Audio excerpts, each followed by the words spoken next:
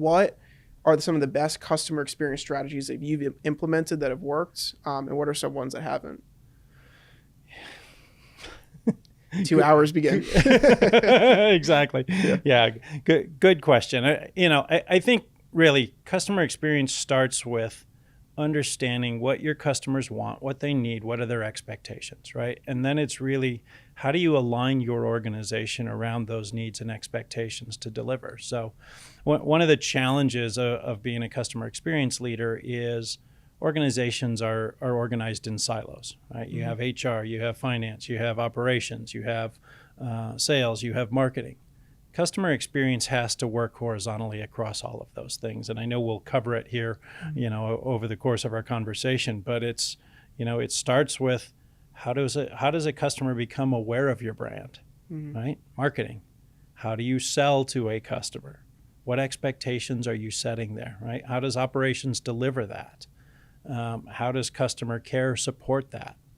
How do HR and IT and all of the other supporting functions make sure that you have the right people in the right place at the right time, you have the right technology to enable those people? And so you're, like I say, you're working horizontally on those things to really make the company work more efficiently and more effectively on your customer's behalf. So, so from a strategic standpoint, it really goes back to what do they want? What do they need? What do they expect from you?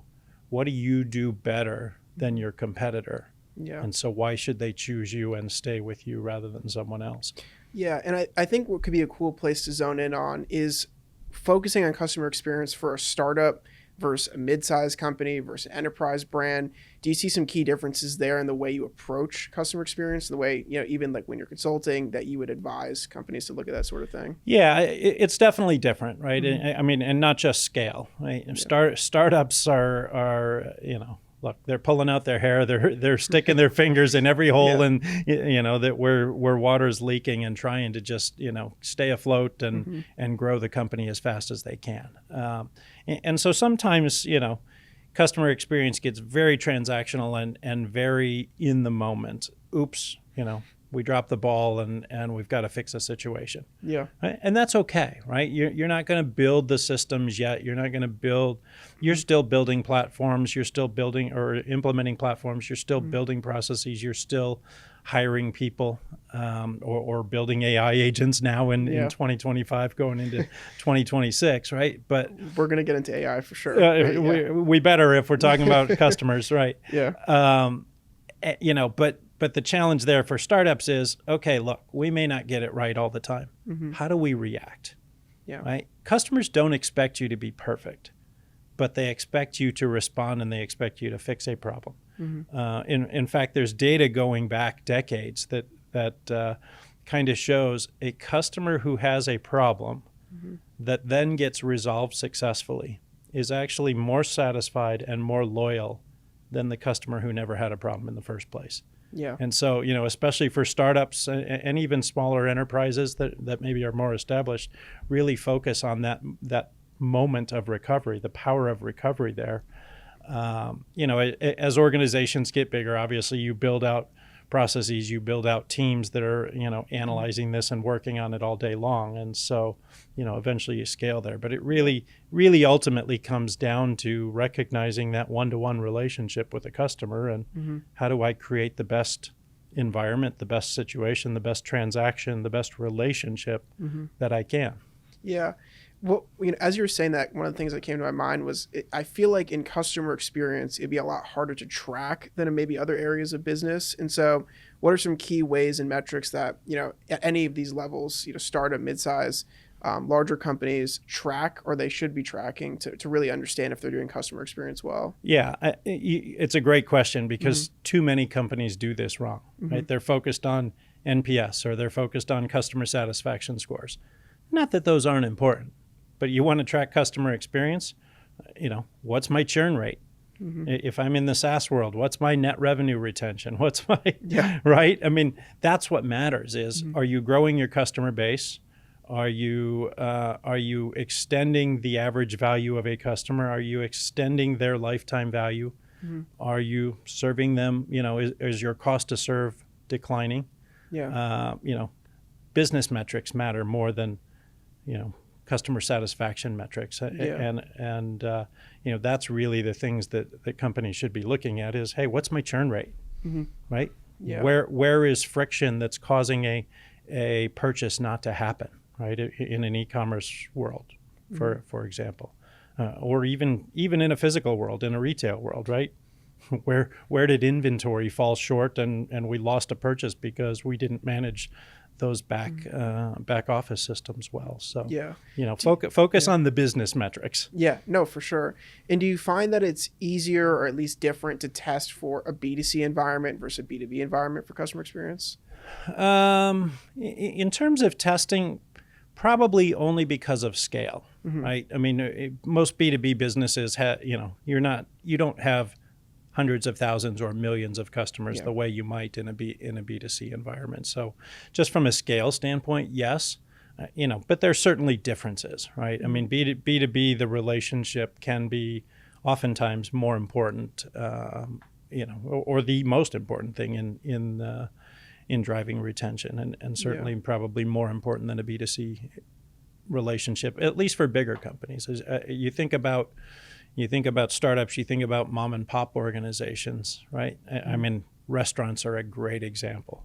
The corner restaurant that knows David's going to come in every Friday night, and this is his favorite place to sit, and this is his favorite order, right? And here's his birthday, right? Knowing those little things really matters. And then because they know all those sorts of things, you're willing to go there a lot more, spend more money there, and overall be a customer at that restaurant a lot longer than just some random restaurant or chain or whatnot. So my wife and I, when we first got married and moved to Houston, there was an Indian restaurant on the corner that we just loved. That was our Friday night thing. We'd get home from work, we'd go to the Indian restaurant. He knew our names. He knew where we liked to sit. He didn't even give us menus. We knew the menu. Right? Yeah. And we might only order the same 3 or 4 things. Didn't matter, right? Yeah. And no, definitely true. And so I think we could talk a lot about ways it can help, focusing on customer experience and things like that. Do you have any examples or just use cases or anything you could bring up on how much a firm could be losing if they don't prioritize customer experience and all these sorts of things we're going to talk about? Yeah, I mean, there's estimates out there that in the global economy, companies lose $1.6 trillion. Oh, wow. With a T, trillion dollars a year to churn, right? Which is really bad customer experience. I don't want to do business with you anymore. The average SaaS company, the estimates are somewhere around 10% of your revenue churns every year. Yeah. Right. And, obviously mom and pop businesses will be different. Some of them will be higher than that. Some will be lower. But, if you're trying to grow your business and yet 10% is going out the door every year, you're having to work that much harder to grow your business. Yeah, for sure. That's I didn't even know that with the metrics of 1.6 trillion. Are there any other stats that you see that are pretty alarming around customer experience of like companies, or even just examples or stories of times when you thought there should be customer experience implemented and it wasn't, and that caused a loss or something like that? Yeah, I mean, the thing that's alarming right now is the difference in perception that executives have, especially in enterprise companies, versus their customers have. Yeah. Right. And we'd have to, I don't have the internet in front of me right now, but generally what you find is 80 to 90% of executives say, yes, we have a great customer experience. Our customers love us.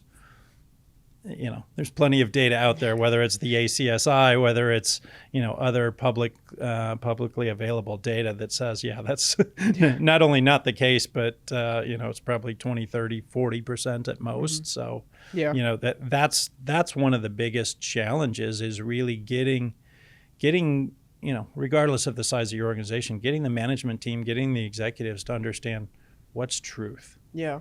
Right? Yeah. No, that completely makes sense. And so at the startup level, or let's say small company, they might not have a ton of resources or just a moderate amount. What are some good strategies, programs, things they can do to implement that would be good customer experience practice for them? It's like I said earlier, listen to your customers. Find a way to have that conversation, right? I mean, mom and pop businesses are a perfect example. right? Have the manager walk around. Yeah. How's it going tonight? How's your meal? How's this? How's that? Right? Yeah. Just ask and listen. Customers are willing to share what they want and what they don't want and how they want it, right? So even for small companies, get that feedback. As you scale, okay, now I can't talk to every customer. Well, where are they talking to you? Yeah. Right? They're talking to you online. They're giving you ratings. They're giving you reviews. Look at that stuff, right? Yeah. Respond to it. Look at your call center. If you're big enough now that you're capturing customer complaints or you're capturing calls, listen to that, right? One of the mantras I have in the customer experience space is every call to your call center is a broken customer experience, right? Something happened upstream. Marketing didn't communicate it right. Sales didn't sell it right. Somehow the customer had false expectations about what your product or what your service was going to deliver. Operations didn't deliver it right. The package was damaged. Something happened in shipping, right? Whatever the reason is a customer called, something caused that upstream, right? And so look at those calls, look at those complaints and say, why did this happen? And how do we prevent it from happening again? Yeah. Right? Everybody gets focused on, I got to survey my customers. Yeah. Right? In this day and age, we get, A, surveys have very low response rates, but B, we're getting input from our customers all the time, whether it's online, whether it's in our call centers, whether it's behavioral data. Use that. That was going to be my next question about how, at any level, how do you actually go about, let's say we understand that you have to go out there and acquire the data from your customers. Do you have any strategies or tips when it goes to actually going out there and getting that? Is it just calling them and just asking them? Was it surveys, anything like that? Yeah, I mean, look, that works, but again, how effective is that going to be, right? Your survey response rates hover in the 10 or 15% range if you're lucky these days, and it might even be single digits. So do you trust that the feedback you're getting from 10% of your customers represents everybody? Yeah. You shouldn't. Right? So, that's why I say, what else can you look at, right? Ratings and reviews. The people leaving those reviews are not typically the same people that complete a survey. Yeah. Calls to the call center, we talked about that. Look at behavioral data. Look at, especially if you're in a high volume business where customers, a dry cleaner or a restaurant or whatever it might be, right? Where customers come in frequently.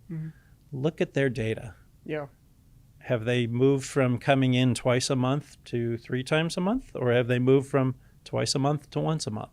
Yeah. Right? Hopefully your data captures how often is this customer coming in. Yeah. Right? Or even in a good example I see in the gym space is if for the gym I go to, if you miss more than, I think it's 3 weeks or something like that, there's an automated message that comes to you and says, hey, we noticed you haven't been there in a while. And I think that kind of reactivates people because you can probably see on the chart, the guy goes to the gym 7 days a week, then he goes 4, and then he goes 3, and he tapers off, and then he cancels. Right. And I think having that reminder as a way to bring them back in would be a good way to do that. Gyms are a great example. I mean, this is old data. I used to do some consulting in that space, so 20 years ago. So this data may or may not still be accurate, but they had 40% churn rates.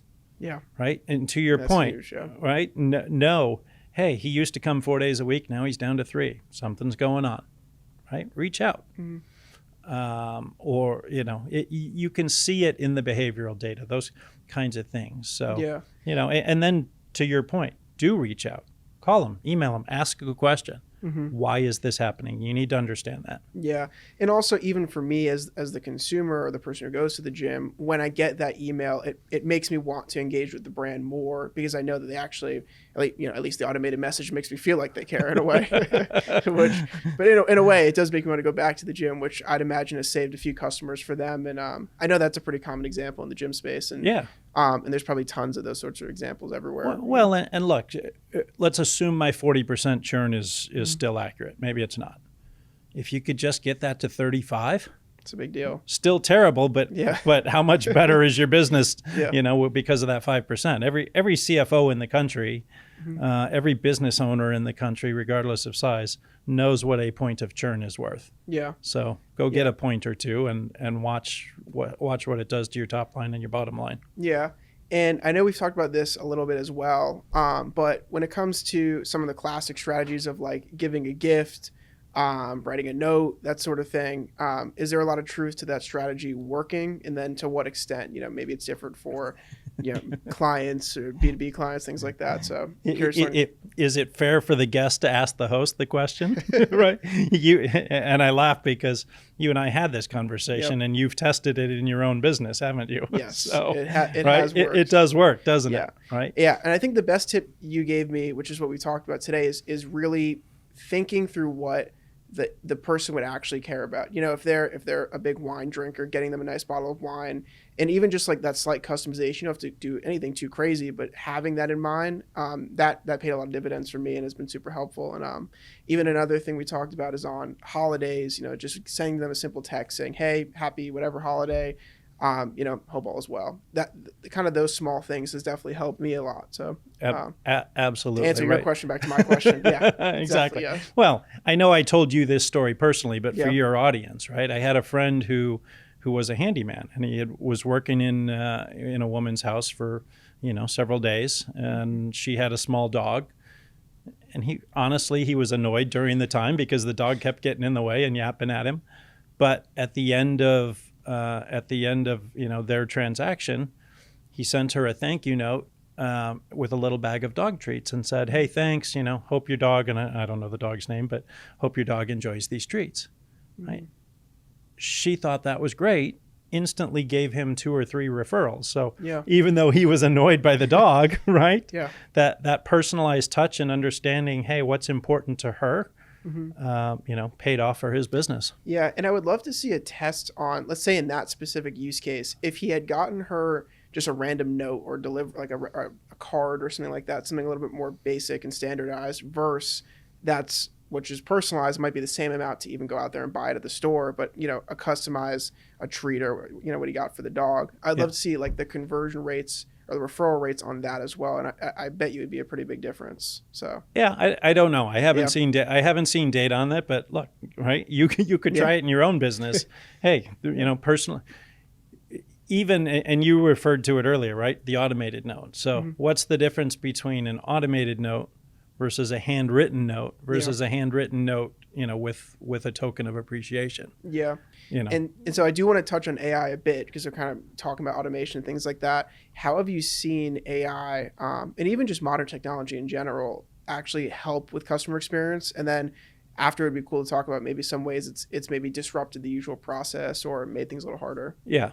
I mean, look, it certainly has the ability to do both, right? Mm-hmm. It can really improve your operation and improve customer experience, but not done right, not governed right, it can certainly create a disaster in your customer experience. But I mean, I'll give you some simple examples, right? Call centers are really easy examples, right? Now with AI, they can listen in on every call. So they can coach an agent. Mm-hmm. They can hear, the tone and intent that a customer has in their voice and understand, here's somebody at churn, at risk for churning and flag something. They can hear a customer, something's broken and identify, hey, this process is broken. Yeah. Immediately write the ticket and route it to the right part of the organization so the agent doesn't have to do that. Mm-hmm. Right? So there's productivity enhancements. There's employee experience enhancements for that agent because they don't have to do that work. Yeah. And they get back on the phones faster because the AI's done this for them. Yeah. The other advantage there is, right, companies' data is a mess. Most big companies' data is a mess. One of the benefits of AI is it can grab data from multiple databases, stitch that picture together, put that in front of the agent and say, hey, here's David. Here's his history with us. Here's the bad interaction he had with us last week you need to be aware of, right? And put that entire story in front of them rather than, we've all heard it as we call the call center, right? Click, click, click, click, click, click, click, click, click, click, right? And they're tapping into 6 databases trying to figure out who you are and what you've done, right? Mm-hmm. So, great example of how AI can improve both the employee experience and the customer experience. Yeah, I'd like to focus on that for a second because personally, I'm definitely interested in that. With voice AI agents has been one of the most popular things I've seen pretty much every day on LinkedIn. Right. And so how do you see that playing a role as society moves on? Do you think it's going to be a net positive for a lot of firms? Do you think in the short term it's a positive? Because for me personally, I see a lot of rush to do that space well. And I also see a lot of areas where it could be overplayed or it could not be used the right way. So curious to get your perspective on that. Look, I think, with generative AI, we're in the top of the first inning of a baseball game, right? Yeah. And so are there good examples out there? Absolutely there are. Have companies completely figured that out yet? No, right? So to your point, you're seeing mistakes out there, and that's okay, right? Trial and error, as long as it doesn't blow up your customer experience. But where's it going to go? You're going to see more of it, right? Because of some of the things we've already talked about, and its ability to, go back to our call center example. If you go with voice AI agents, now you're 24/7, right? Your call center doesn't have to close, so now you're available to customers and can solve their issue, right? One of the things call centers struggle with is agent turnover and agent training, and how fast do I get an agent up to speed, and then they quit 2 months later. Yeah. Guess what? AI agents don't quit. They don't need breaks. They don't take vacations, right? And as you think about what's the difference between a good agent and a bad agent, with AI, you eliminate that gap, right? Yeah. They should all be at the same level then. Yeah. So there's a lot of positives there in terms of what it can do. Now, can you take the human out of the loop? No. Should you take the human out of the loop? No. Right? And so it's really finding that balance between what do customers want, which is where we started this conversation, right? Because many customers, I just want speed. I want my question answered, and I want to get off the phone or off the online, wherever that virtual agent is, right? I don't care who answers my question, answer it quickly. Yeah. Right? And what are the routine things? I need a password reset. I need, those are things that AI agents can do well. And what you do then is you free up the human agent to say, what's the difficult thing? Or what's the David's upset and David really needs a human voice, right? Let the AI agents do the simple, routine, repetitive things and free up the humans to do the things that truly need an emotional connection. Yeah, and to point into that as well, I feel that for now, people might get frustrated calling into a call center and getting an AI voice agent because they might not be the best yet. But in the future, when you know that they have access to all the company's data or whatever the case may be to answer your question, they answer it probably quicker than a human could. I think you would prefer to call the voice agent rather than a human, and then loop the human in only when there needs to be that sort of interaction. Right. So Gartner had some data, and this is 2 years old already. This is 2023 data. But they were looking at generationally, when do you give up on trying to solve a problem? And kind of the 4 answer choices were, I give up if I can't find the answer myself. I give up if I have to stay on hold too long. I give up if I get transferred from one agent to another, and I forget what the 4th one was, but something along the lines of, I give up if multiple agents can't solve my problem. What was interesting is Gen X and younger, 60% or more gave up if they couldn't solve it themselves or they had to wait on hold too long. So we see all this data that says, I don't want to talk to a virtual agent. I don't want to talk to a chatbot. But 60% say, I'm going to give up if I have to wait too long or I can't find the answer myself. There's a perfect use case for an AI agent, right? That's true, yeah. Right. And what's interesting is the follow-up question said, if you give up, what happens? Over 50% stopped using your product or service, and over 50% said they'd never do business with you again. Wow. So there's your use case, right? It almost directly points to, it's not that calling a voice representative or an AI agent is the problem. It's just that they just want to get the best answer as fast as possible. Right. And so, yeah. Right. And look, we've all had bad experiences with chatbots and AI agents, right? And so I think we talked about being in the top of the first inning and kind of the gears shifting right now. If you think about the chatbot agents that you've dealt with in the last 2 years, you probably have had more bad experiences than good ones. Done right today, right? The experiences that we will have in 2026 and over the next 2 or 3 years should be so much better, significantly better than, right? So people have to kind of set aside, hey, here's what I remember about dealing with a virtual agent or a chatbot from a year or two ago. Yeah. Because done right, it will be significantly better. Yeah, and a very similar use case in my space with web design, I see the AI chatbots that are on like the corner of every screen now. Right. I think those are going to be so important. I know a lot of companies use them. I haven't seen a ton of use cases where they're used, to the best ability, but I think the next few years, if you can train, your chatbot on your website that would have all the data for your company, could probably take people through the entire sales process without calling anyone or without doing anything. That's going to be huge. Or even for e-commerce, being able to ask questions about a product and then you go on and you feel comfortable purchasing that.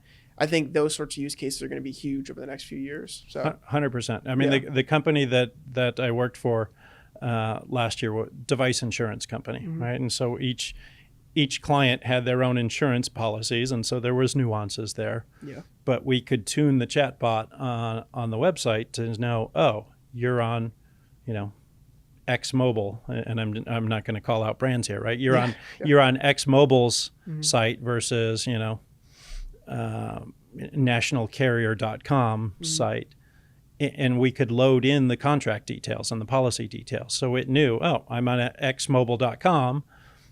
Right? It could answer any question for a customer about the policy because we would restrict it to just that company's policy. Yeah.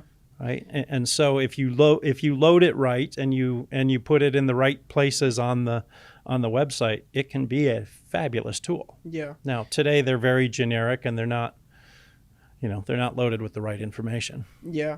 No, I completely agree. I think, and I also agree with you that I don't think we're that far out to where that will be a new common interaction with a website. When you go there, you're going to want to speak with the chat agent or the chatbot, whatever it is in the corner of the screen, right? Because you know that it's trained by the company, especially if they have a ton of data on answering your questions the right way, answering it faster than you calling in or sending in an email for support. So I think that's going to be huge. And I think for the websites that we're building now, we still look at doing it, adding on these chatbots. It's just in a lot of ways, we haven't found a lot of cases to where it's helpful and isn't distracting from the sales process, but it's going to get there very soon from what we've seen. It is. And I think the other challenge there is kind of, especially in your world where you're building websites, pre-authentication versus post-authentication, right? Yeah. Random visitor to the website, you don't know who it is. Your information and your ability to answer questions is going to be more generic. But once you log in, once you're authenticated and it knows, hey, this is David. Yeah. Now, if built right, it knows all of your history. It knows all of it, right? It knows who you are, what your preferences are, what your history is. Yeah. And should be able to deliver a significantly better experience than the pre-authentication chatbot, of course, right? Yeah. Yeah. No, that's I completely agree. And so on the note of the website, are there any other relational tips from customer experience, good strategies that you've seen be influenced by the website or vice versa, things that you've seen, loyalty programs done right with a website or on an interface, or things, or strategies around that tip for the website at least? Yeah, I'll give you a couple thoughts there. I mean, on the website, look, you have to be monitoring what's going on, right? Go find your monitoring tool, pick whatever service you want. There's free ones, there's paid ones, right? But you need to watch that. You need to be able to watch that customer journey because you need to know where the friction points are. Why do people keep dropping off at step 4? If you can't watch that, if you don't know that, you can't improve that journey. But A, you're creating frustration for customers. B, you're losing sales, right? Yeah. So having the right monitoring tools in place, right? having clickstream analysis, but better yet, just even web recordings, right? I mean, there's services out there that literally Eric hits the website and it's just watching every screen I touch, right? I mean, these are common tools. You got to have those in place, right? I mean, so there's one. The other, you said, how does it interact with loyalty programs or other things? I generally feel like apps are better at that than websites are. And we live in a mobile world, but both, I would agree. Yeah. Right? But both can work. But it gets back to that authentication, pre-authentication, post-authentication conversation we were having a minute ago, because Yeah. within the app, it knows who you are. It knows your preferences. It knows, oh, I need to, I need to rent you tell it, I need to rent a hotel in Houston tonight. Yeah. Yeah. I also find that it's probably easier to just, take out your phone and take out your app rather than go on and log into the website. And then if you're at like Chipotle or whatever, using their rewards rather than just using your app. I just think it's also a use case or an ease of use thing from what I've seen. 100%. I agree with you. Yeah. It's much easier to do all of those functions in an app than it is online. Yeah. No, I completely agree. And I also think, to your earlier point, being able to track where they're going in the customer journey, in terms of like, let's say like brand cohesion, right? You want to make sure that, if they're going to get to a sales call and they're going to hear XYZ about your company, you want to make sure that's reflected on the website. And so having that sort of data on tracking the user experience is pretty key. I don't see how you couldn't do that. And you're not going to have complete data if you don't have that. So 100%. Yeah. I mean, look, my last company, we found simple things. Yeah. This picture loads too slow. There's a brand, right, impact on that. Yeah. But it also was a performance impact, and it was a customer friction impact as well, because, it was slowing down whatever it was they were trying to do on the web while this picture loaded too slow. Yeah. Yeah. So simple things like that even. Yeah. And 100%. And if they're having struggles using the website, it's different per use case, right? But let's say they're trying to access their insurance policy, they're trying to buy a product, they're trying to do whatever it is on the website. They're definitely going to be more frustrated and less wanting to work with your brand if they show up and the video you're supposed to watch is too heavy on the website, doesn't load the page that fast, or the image is too big. I'll give you a stupid example of that from yesterday. Yeah. I have a laptop at home where the B key broke and fell off. Yeah. So I found a website where I could order a new B key. Mm-hmm. Well, I didn't know how keyboards work, but it turns out there's clips underneath the key, and right, there's many different clips. So, all right, I need to figure out which is the right clip. I buy the right one. I'm not a technical person, right? So it comes in the mail, and I'm trying to figure out, all right, how do I actually replace this thing? Mm-hmm. I get to the website, and he says, oh, pick the key model, or pick the model that you chose, and the videos are there at the bottom of the page. So I type in, okay, it's an L345. I get to the bottom of the page. There's no videos anywhere. Yeah. Then it says videos here, and I click. Not even a dead link. It didn't go anywhere, right? Yeah. So you told me there's videos, and you told me click here, and nothing happens. So yeah. And to me, when I see things like that all the time, where it's just like an interruption in the user journey and just a struggle using the website, and I think a lot of people lose their professionalism there, because if you give a direction, or if they try to use a link and the link is broken, or the button's not working, or the information's outdated, from what I've seen, that is like one of the easiest ways to just make the customer feel like the company is as a professional. Right. You have this website for your millions of customers, and then this button isn't working. So definitely, I feel like would harm the customer journey. I'll give you another example of one of those. Right. I'm independent right now, like you are. So trying to navigate the health insurance world. Yeah. I've had every broker in the world reach out to me, and some lady came and said, hey, I've got a new idea for you. It's kind of a health consortium. And I get on her website, and I'm trying to learn about this, because it clearly didn't work the same way traditional health insurance works. So I was trying to educate myself. And it says, upcoming webinars about this. Well, this was last week, right? Middle of December. Upcoming podcasts, October 10th, October 17th. There's no link to a recording there, so that doesn't help me, right? Yeah. Keep your website up to date. Yeah. I mean, simple thing, right? And you live in that world, but Yeah, 99% of the websites we look at, there's got to be at least 1 to 5 things, probably 20 to be honest, that are outdated or just old or haven't been checked in a while. And it's a lot of the times the simple things. They updated a plugin, they didn't realize it affected that button, and the button no longer works. And if you're in the day-to-day of your business, you might not have anyone realize or tell you, especially if you're a smaller company, till months later, and then at that point you've already lost so many customers along the way. So, you have no idea how many you've lost, right? Exactly. Yeah, because the button didn't even work. So right. No, 100%. Are there any other major things that come to mind from a web design perspective that you've seen be important for customer experience? You know, it's interesting. There's a lot of discussion in the CX space now, especially for web design around disability, around color blindness, around things that, 90 to 98% of people just don't think about because they're blessed and don't have to think about it. But, do we as web designers and website owners and app owners think about what does the disabled experience look like here, right? Yeah. Right. That's still revenue that's available to you, right? They can book hotel rooms, they can book flights, they can go to, concerts or whatever, right? Whatever your business is selling. Yeah. Are you shutting off a portion of your potential audience simply because your website's not optimized for them? Right? Yeah, 100%. And a similar example I use all the time is on the grade reading level of your copywriting. Great example. Yeah, I'm sure we could talk. I bring this up almost every day. But so many of the times, especially with ChatGPT, if you ask it anything to write copy, it tends to be more complicated. It's not like a lower reading level. You have to tell it to do that. And most people just skip that part and they just have really complicated words on their website. And, even smart people, really well-read people, you could be intelligent as you want. Reading more complicated wording is just harder than not. And so from what I've seen, from a conversion perspective, from a customer experience perspective, lowering the reading level, making it as simple as possible, literally it helps 99% of the time. So I don't know if you've seen that as well. Bigger crayons, bigger buttons is the way I describe that, right?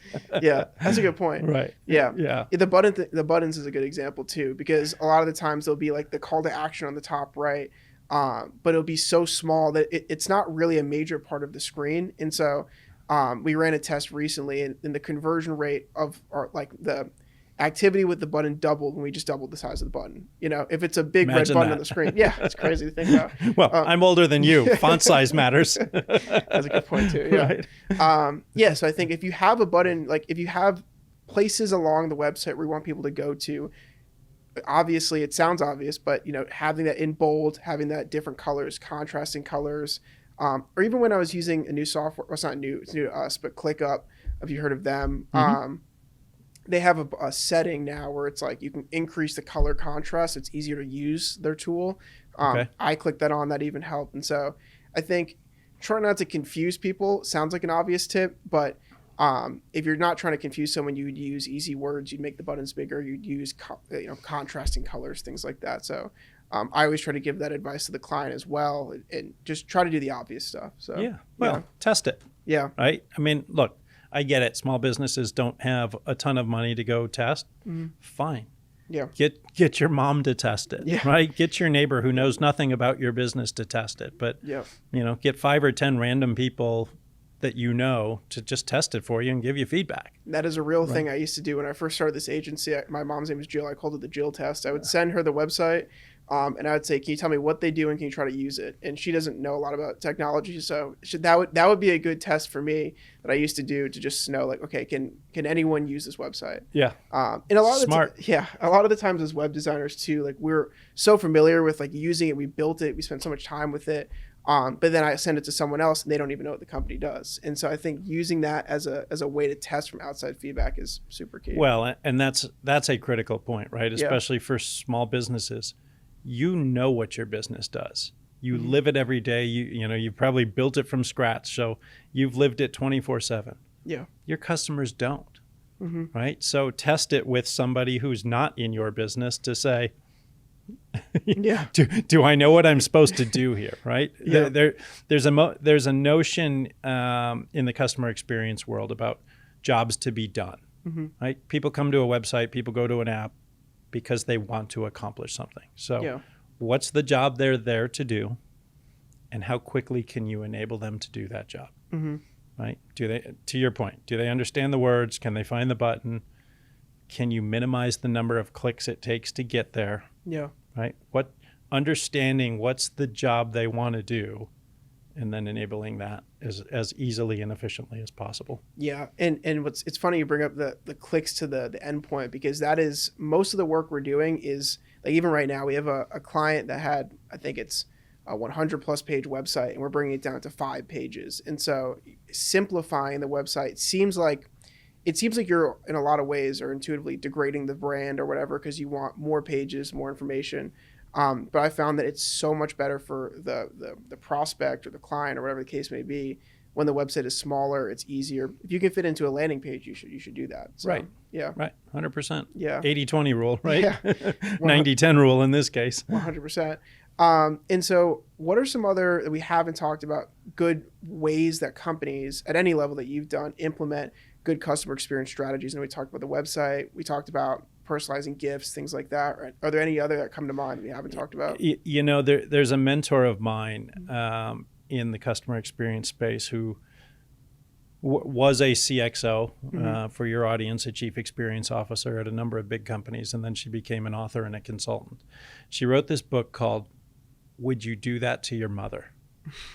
Right? And that's perfect for customer experience, right? Whether it's on the website, the Jill test, right?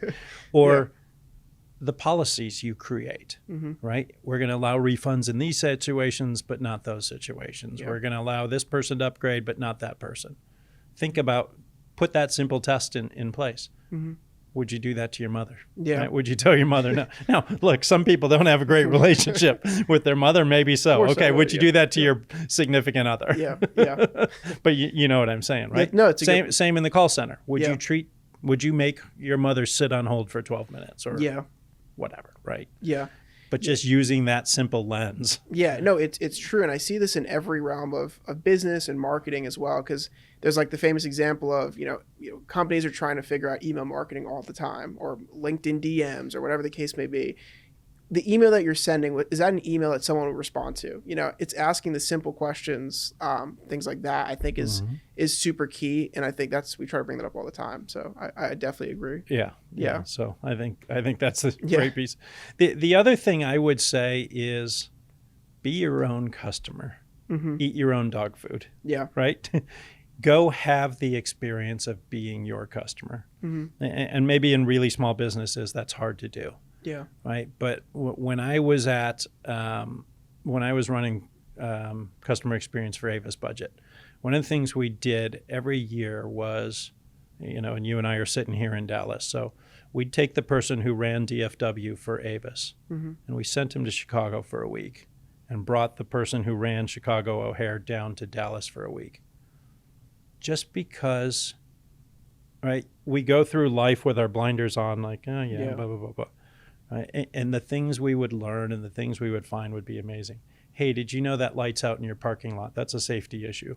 Did you know this doesn't work? Did you know that doesn't work? Did you, right? And so, I mean, that's one example of be your own customer. The other is just, look, you're in the world of building websites. How many times do your clients go through the exercise after you're done of saying, okay, I'm going to be the client, I'm going to go order something or whatever, right? Whatever you've built for them, or have their spouse do it, right? Or their neighbor do it. Yeah. Just be your own customer. Yeah. Walk in the door. What do you see? Right? Does it look like a place I want to be? Does it look like a place you want to bring your mother? Yeah. Right? But just be your own customer and understand. Because I think, too often we get into the habit of just every day repeat, and we kind of lose that sense of why do we do this? Is it the right thing to do? And how do we do it? Right? Yeah. Are we doing it the right way? Are we doing it in a way that's presentable to our clients? Yeah. And you kind of hinted on this a little bit from what you've seen. How effective is, like it's Christmas time, there's a lot of holiday parties, things like that. I know people always recommend going out to dinner with your clients. Things around in-person events. It could be a dinner, it could be a conference.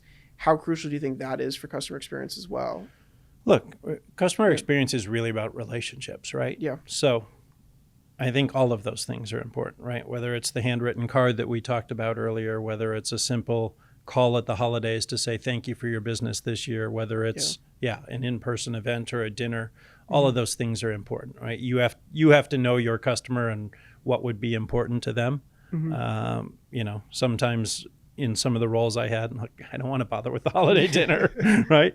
Yeah. The notion or the invitation is appreciated, and I welcome it, but no, I don't want. It's December 18th. I'm trying to get holiday shopping done. I really would rather not go spend 3 hours with you, right?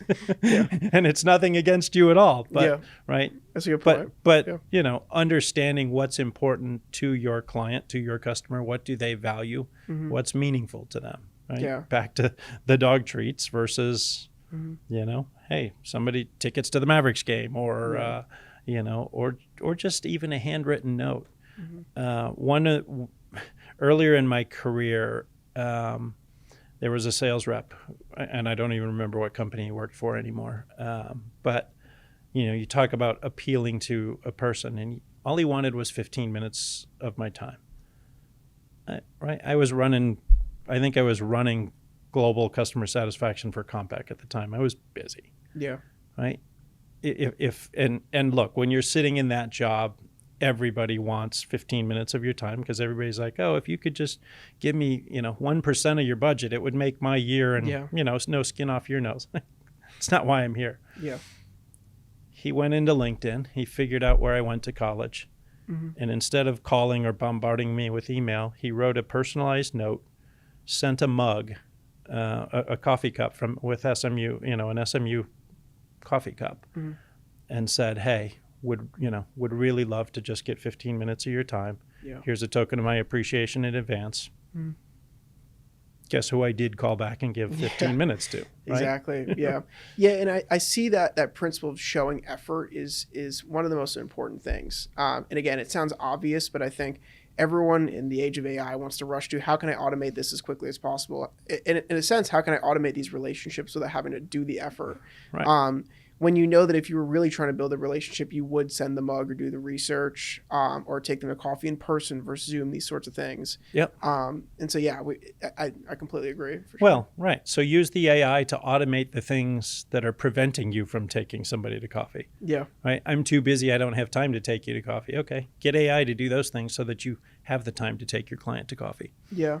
100%. And in the time, in all your career so far, are there any other common mistakes or issues that you see in customer experience, reasons companies don't do it, times when you've tested things that you thought would work that didn't, just other things that people could learn from? Yeah, I think we've talked about some of it, right? I think the mistakes happen when you have, I'm going to call it institutional arrogance, right? We know better. We know what we want to do, and we're not listening to our customers. Yeah. Right? What do they need? What do they want? What do they expect? And I call it institutional arrogance, but it applies to startups and mom and pop businesses too. Oh, I'm the proprietor. I know what I want. Well, do you, right? Yes, you're right. You know what you want. Do you know what your customers want? So I think that's one of them. I think the other mistake, and this is probably more on the CX practitioner side, is quantifying the impact for the business. Right? Does customer experience matter? Yeah. I think intuitively we all say, yes, of course it does. Yeah. Right? Prove it. Right? Do you have more customers than you had last month? Right? Back to, my mentor, the woman who wrote the Would You Do That to Your Mother book, right? She talked about putting a jar of marbles on the table to represent how many customers you had. Right. And okay, maybe for a big business, each marble represents 1 million customers. Maybe for a small business, each marble represents 1. But every month, are we putting marbles into that jar, or are we pulling marbles out of that jar? Yeah. Right. So are we growing our customers? We talked about churn earlier. Are we reducing churn? Right. Are we fixing the website issue, the friction on the website issue that prevented a sale from happening? Right. All of these have revenue impacts or cost impacts. So I think that's the other mistake that both practitioners have made in terms of quantifying what they do, and senior executives in companies also not pushing on that to say, yeah, that does matter, and there is a financial impact to it. Yeah. Right. Yeah. Right. So, and I think what goes along with that is intentionality. Why am I doing this? What benefit do I expect my business to get from doing this? what benefit do I expect my customers to get from doing this? Because Yeah. good customer experience is not just what's right for the customer. Mm-hmm. It has to be what's right for the business and what's right for the customer. Yeah. And have you seen a lot of examples of companies who put most, if not all, of their priority into the customer experience? You know, let's say they could be just living off referrals for the most part and not actively going out there and acquiring customers and letting that be the process for it. Or do you think, like, how viable do you think that is as a process to focus on just keeping your base and letting them refer in rather than spending too much of your time going out there and just focusing on acquiring new customers? Yeah, I'm live in real time. I'm struggling to come up with a very specific example for your audience, but it goes back to the statistic you started with today, right? It costs 5 to 25 times more to replace that customer. So, you know, when I ran customer experience for Hertz, I also ran the loyalty program, so the Gold Plus Rewards program and some of those other things. One of my peers, and he sat immediately next door, he had the office next door to me, ran all of our digital strategies and all of the customer acquisition online, right? So he was doing SEO, he was paying to get customers to Hertz.com to you know, drive more rentals. And he used to always say to me, he's like, look, I want you to do such a good job with customer experience and the loyalty program that they fill up all of our rentals, right? We sell out cars with those customers because then I don't have to spend $1 to go get a new one. Yeah. Right. So are there companies doing that? Absolutely. And I think, you know, there's plenty of small businesses that are great examples of that. You know, you live down here. I live out closer to South Lake. There's a restaurant called Sushi Dojo. Okay. That has been in business for 5 years, which that in and of itself is a miracle for restaurants. Right? A lot of restaurants don't even make it to that point. He has the worst location in the world. Like if I mean, Google Maps barely found it the first time I went. Yeah. But when I talked to him, he said, look, I've been open 5 years. I've never done advertising. I've never, you know, all of our business is referral business. Yeah. Which for a restaurant to stay in business 5 years with a horrible location that doesn't have foot traffic in front of it or even vehicle traffic in front of it tells you he's doing something right. Yeah. Yeah. And what's interesting from what I've seen is the companies that start working with us and other marketing companies in general who are mostly referral based, you know, they're growing without any sort of advertising or whatnot. And then they pour a little bit of the fuel to the fire. They grow so tremendously because they already nailed the most important part. You know, they already have like a good customer base.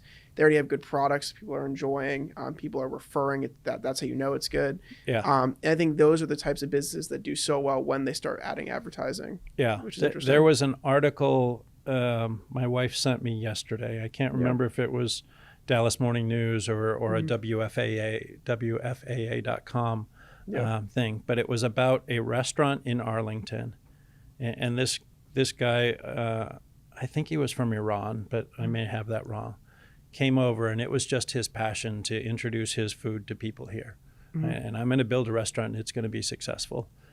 And he said, I mean, you read this article, and he said, look, some days no customers came.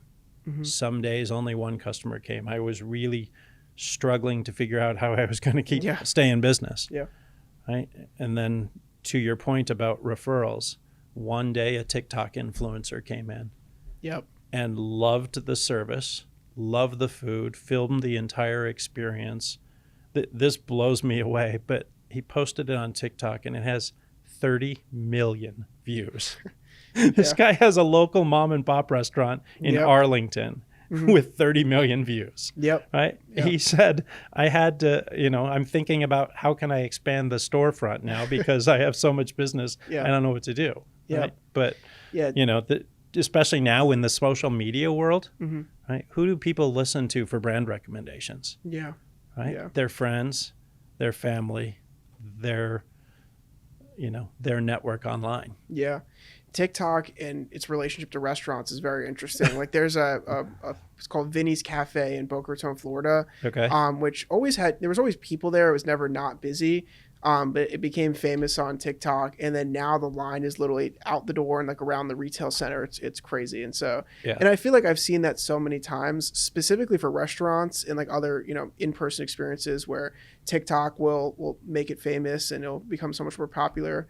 I think I saw a Gary Vee video saying that like Chili's or something like that had a TikTok influencer promote it, and it was 20% of their yearly revenue of 2025, the item that she was promoting in the video. Wow. Something like that. Wow. Could be getting the stats wrong, but it was something significant. You were talking about showing appreciation for your customer. Hopefully Chili's did something for her. Yeah. I think the story was she was just a regular TikTok influencer. She wasn't even going there to just necessarily promote Chili's, was just talking about how much she loved this one item randomly from the menu. And that item was like 20% of their revenue for the year, which is crazy. Wow. Yeah. But yeah, Eric, thank you so much for coming on. Where can people find your work and how can people connect with you? Yeah, LinkedIn's the best way. So Eric Smuda, SMUDA, and would be happy to engage with any and everybody. Yeah, 100%. I think we covered a lot of good stuff, and I think it's interesting as well just to learn about customer experience. And again, I think every other guest, for the most part, will be talking about how to go out there and acquire customers. But retaining them is kind of a thing we push to the side, where I think this was more focused on how can we retain that and use it as a real business strategy. So yeah, I think it was awesome. Appreciate the opportunity. Thank you. Mike, yeah.